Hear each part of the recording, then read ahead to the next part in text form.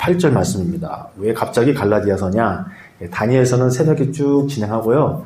오늘은 올 한 해 주신 첫 말씀. 근데 이 말씀은 제가 받은 첫 말씀이에요. 그러니까 올해 제가 받은 첫 말씀이니까 제가 받은 첫 말씀으로 수요 예배를 진행할 수 있도록 하겠습니다. 그래서 잘 들어보시고 각자 받은 첫 말씀을 이렇게 또 한번 깊이 앞뒤를 봐가면서 올해 주신 말씀들을 또 각자 개인의 말씀을 또 묵상해 가시면 좋을 것 같아서 올해 첫 수요 예배는 하나님께 주신 첫 말씀 함께 보도록 하겠습니다.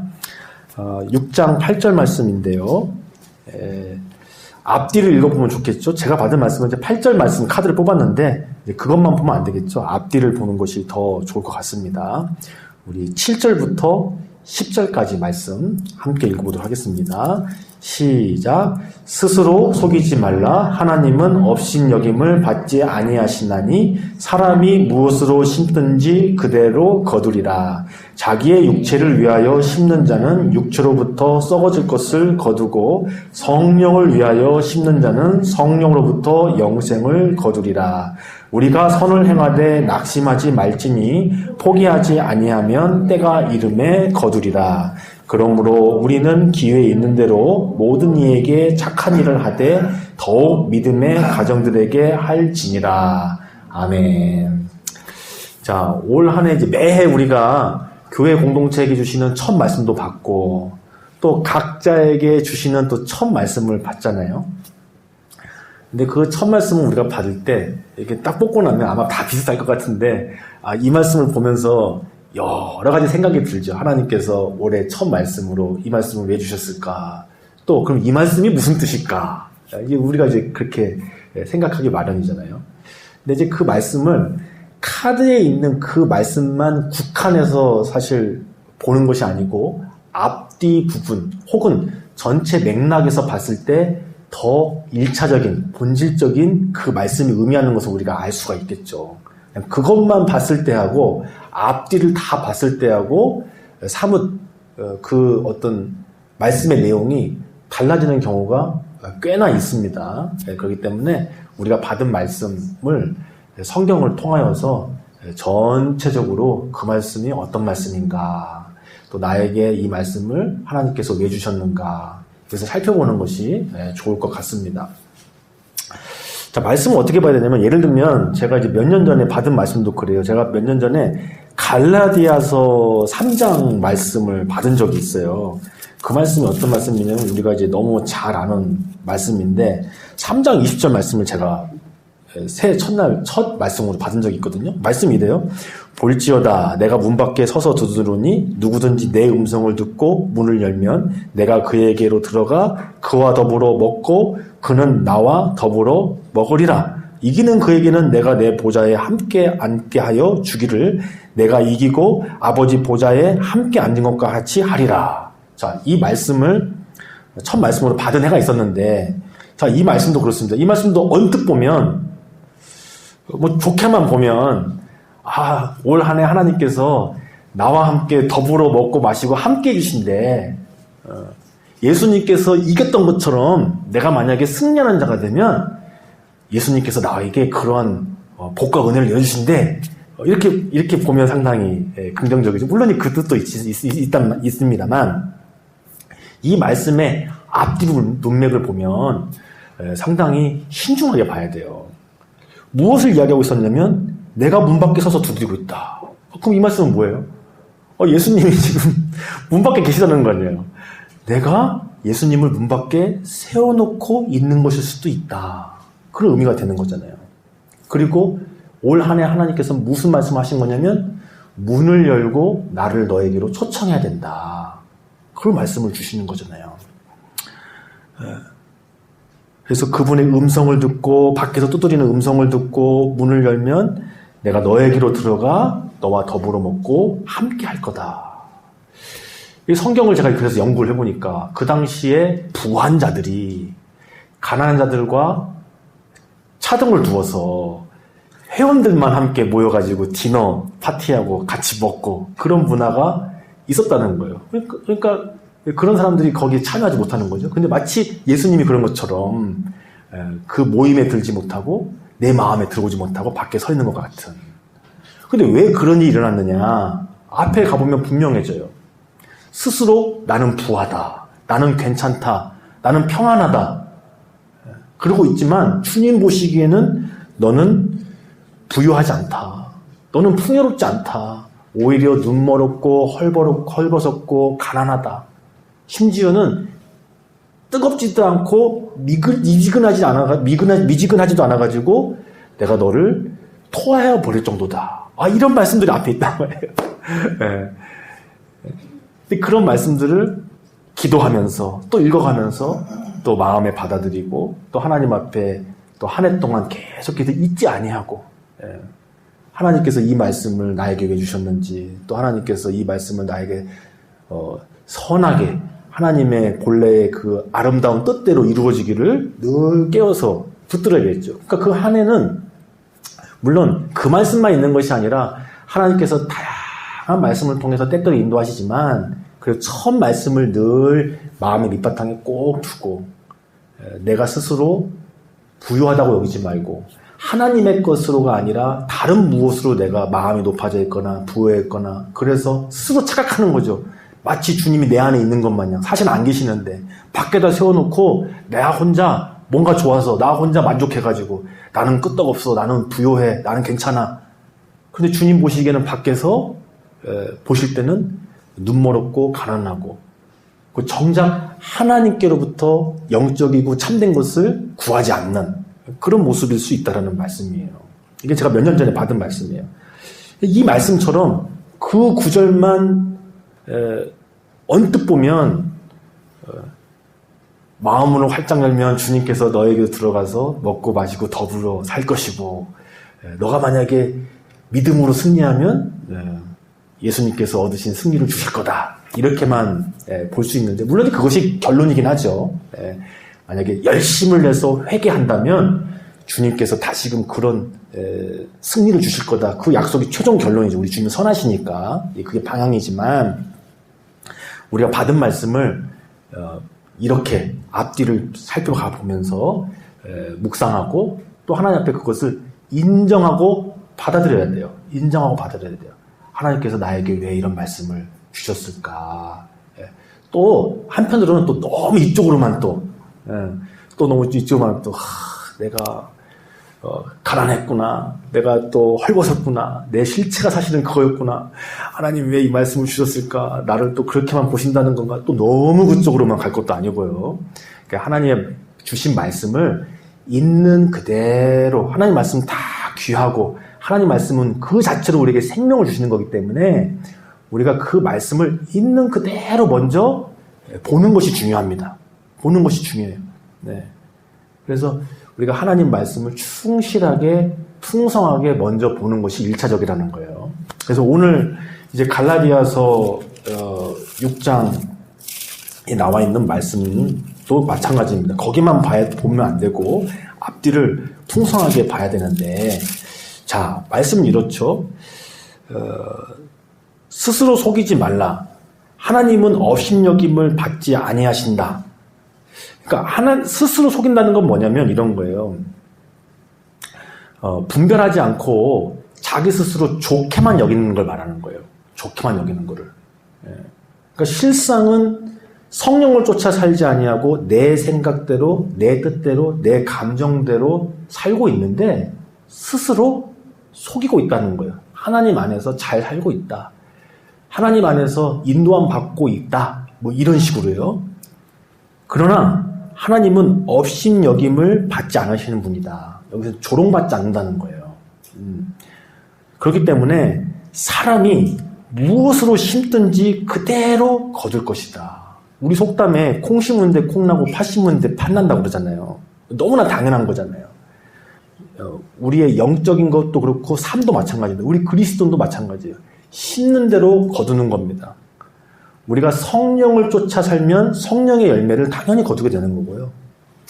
우리가 분별하지 않고 하나님의 음성 듣지 않고 하나님 말씀을 귀하게 여겨서 분별하여서 순종하지 않고 내 뜻대로 내 마음대로 육체를 따라 심으면 결국에 그것은 썩어질 것을 준다는 거예요. 헛된 것을 우리에게 준다는 겁니다.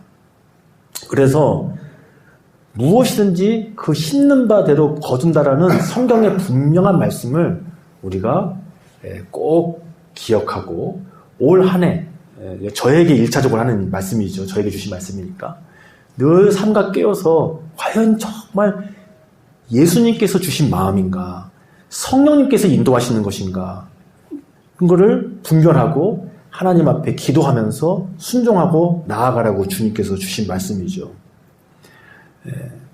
그리고 또 하나, 여기에는 인내가 필요합니다. 하나님의 말씀을 분별하고 그 하나님의 말씀을 순종하는 데는 항상 인내가 따라요. 자, 요즘에 우리가 자주 살펴보는 게 뭐냐면 성경의 사람들은 다급하고 조급한 일 앞에서 하나님을 의뢰했다는 거예요. 그런데 하나님 앞에서 혹여 넘어지거나 하나님 앞에서 죄를 범할 때는 보면은 대부분 탐심에 빠르거나 아니면 다급하여서 조급하거나 그런 경우들을 보게 되잖아요. 다니엘서를 본다든가 아니면 다른 말씀들, 구약의 말씀들 우리가 봤을 때 그런 경우들 요즘 많이 눈여겨보게 되지 않습니까? 그래서 낙심하지 말고 하나님 말씀을 꼭 붙들고 마치 다니엘이 10일을 견뎌낸 것처럼 엄청난 위기 앞에서도 하나님 붙들고 하나님 앞에 기도하고 하나님의 나타나심을 기대했던 것처럼 그러한 자세가 필요하다는 거죠. 그러면 때가 이르면 거둘 것이라는 거예요. 때가 이르면 거둔다. 이 말씀도 매우 중요한데 반드시 열매는 나타나게 돼 있습니다. 그러니까 우리가 육체를 따라 심은 것도요, 때가 되면 반드시 그 육체의 썩은 열매를 맛보게 돼 있어요. 그런데 성령을 쫓아서 심은 것도 때가 되면 그 좋은 열매, 선한 열매를 반드시 경험하게 돼 있어요. 그러니까 우리가 매 순간순간 성령을 의지하고 성령을 쫓아 살아야 우리 가운데에 하나님께서 맺어주시는 좋은 열매들을 경험할 수 있다는 겁니다. 그래서 우리는 스스로 속이지 않고 하나님 앞에 살아가야 합니다. 올 한 해 저도 다시 한번 뜻을 정하고 다짐하게 되는데 우리 그리스도인들이 살아가는 방식은 내 뜻대로, 내 감정대로, 내 눈에 보이는 대로, 내 경험대로 사는 것이 아니라 예수님을 따라, 성령님을 따라 말씀이 뭐라고 하시는지 또 예배와 또 공동체와 함께 기도하는 가운데 주님이 어떻게 인도하시는지를 또 인내하고 기다리고 순종하면서 살아가라고 말씀하고 계시잖아요. 올해 다시 한번 더더욱 더 그렇게 주님 앞에서 살아가기를 또 기도해야 되겠다. 이런 결단을 하게 됐습니다. 자, 그럼 갈라디아서가 그럼 그 이야기를 지속적으로 지지하고 있는가? 정말 그렇게 얘기하고 있는가? 우리가 잘 아는 말씀이죠. 갈라디아서 2장 20절 말씀. 성경책 앞으로 한번 넘어가 보실까요? 몇 군데 이제 추가적으로 살펴볼게요. 그러면 갈라디아서가 쭉 그렇게 이야기하고 있는가? 자, 19절하고 20절까지 19절부터 20절 같이 읽으면 더 좋습니다. 19절부터 20절 갈라디아서 함께 읽습니다. 내가 율법으로 말미암아 율법에 대하여 죽었나니 이는 하나님에 대하여 살려 함이라. 내가 그리스도와 함께 십자가에 못 박혔나니 그런즉 이제는 내가 사는 것이 아니요 오직 내 안에 그리스도께서 사시는 것이라. 이제 내가 육체 가운데 사는 것은 나를 사랑하사 나를 위하여 자기 자신을 버리신 하나님의 아들을 믿는 믿음 안에 사는 것이라. 아멘. 자, 이 말씀에 복음의 본질이 담겨져 있죠. 우리가 죄의 종로로서 살지 아니하고 육체의 종로로 살지 않고 성령으로 예수님으로 사는 것이 담겨져 있습니다. 그러니까 우리는 십자가에서 예수님과 함께 죽었어요. 그리고 어떻게 사는 존재냐? 이제는 예수님으로 살아가는 거예요. 나는 죽고 예수님으로 사는 것. 자, 근데 이 말씀이 뭔가 좀 애매모호하잖아요. 나는 죽고 예수님을 사는 거는 도대체 뭔가. 항상 내 생각은 다 찍어 누르고 죽이고 예수님의 뜻으로만 사는 거, 그걸 의미하는 건가? 물론 이제 그것도 일정 부분 맞죠? 근데 뒤에 설명이 잘 나와 있어요. 나는 죽고 예수님으로 사는 삶이 뭐냐? 나를 위하여 자기 자신을 버리신 하나님의 아들을 믿는 믿음 안에 사는 것이라는 거예요. 내가 죽고 예수님을 사는 것은 그럼 어떻게 살면서 그러면 그걸 이루고 사느냐면 예수님을 믿는 거래요. 그 예수님께서 나를 위해 생명을 버리셨으니까 나를 위해서 얼마나 항상 선하고 바르고 의로운 길로 인도하시겠어요? 그래서 그분을 신뢰하고 그분을 믿고 그래서 그분의 음성을 듣고 순종하는 거죠. 그렇게 살 때에 나는 죽고 예수가 사는 삶이 이루어지는 거예요. 그래서 갈라디아서가 우리 구원받은 자, 새롭게 되어진 사람의 삶이 어떤지를 이렇게 보여주고 있습니다. 또 한번 넘어가 볼까요?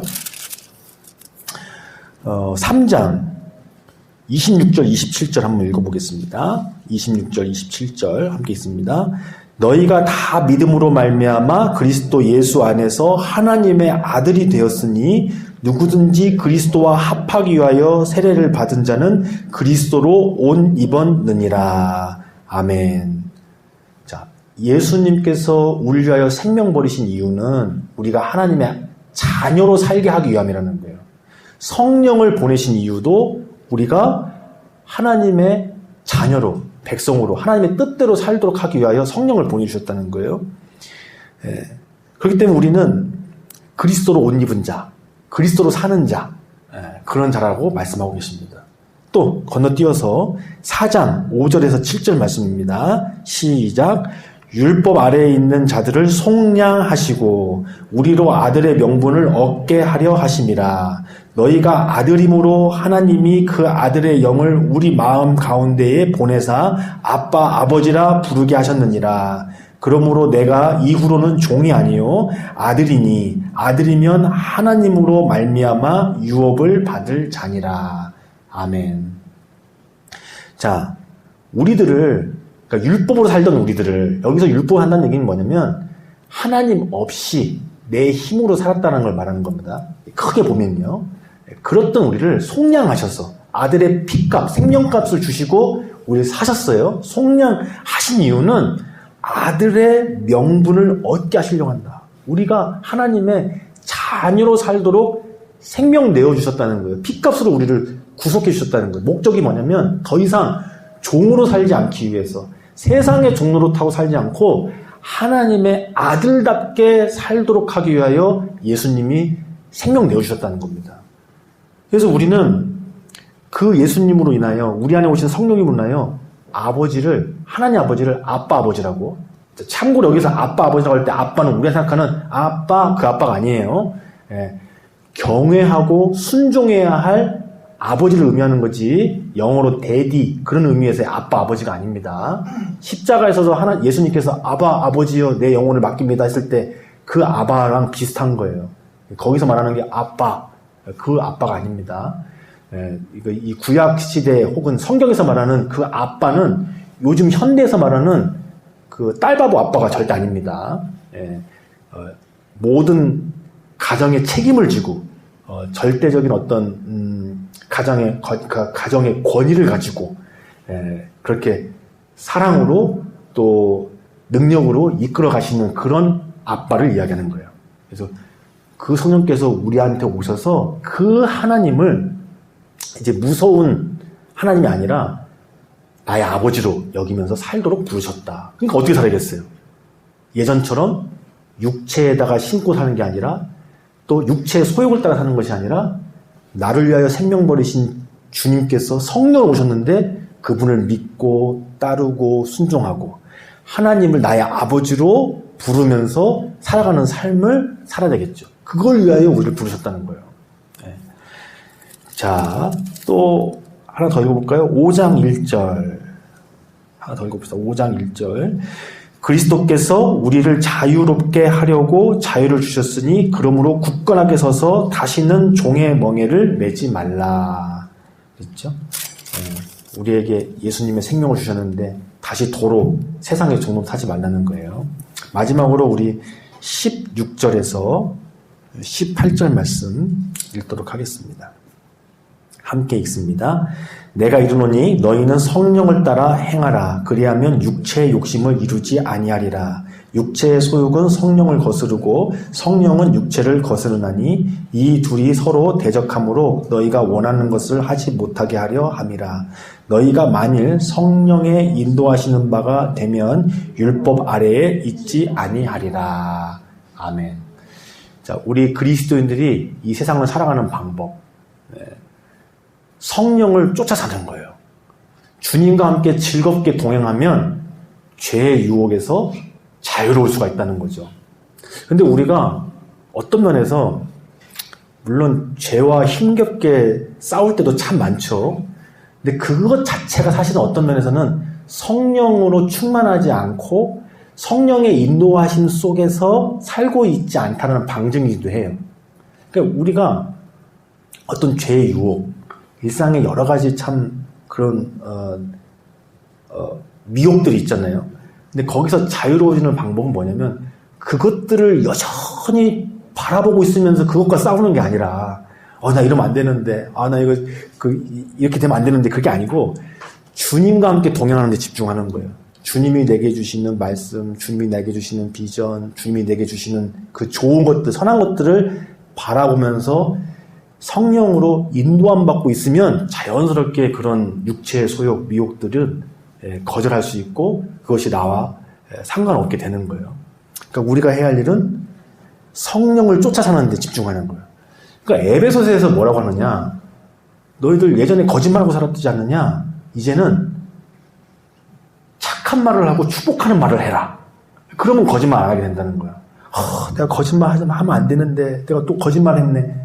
이게 아니라 하나님의 말씀을 배우고 하나님의 말씀으로 축복하고 다른 사람에게 덕을 세우고 이런 삶을 사는 거예요. 자, 예전에는 도둑질하는 사람이 있다고 칩시다. 에베소서에 나오는 거 그대로예요.